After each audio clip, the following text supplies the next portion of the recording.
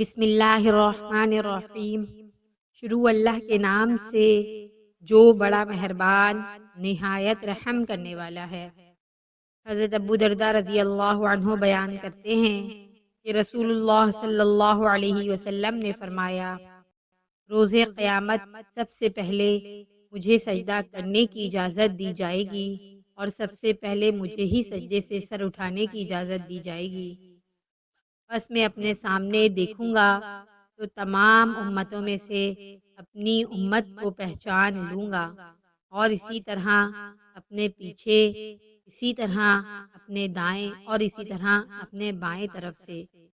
تو کسی شخص نے عرض کیا، اللہ کے رسول، آپ تمام امتوں میں سے اپنی امت کو کیسے پہچانیں گے، جبکہ نوح علیہ السلام سے لے کر آپ کی امت تک کتنی امتیں ہیں؟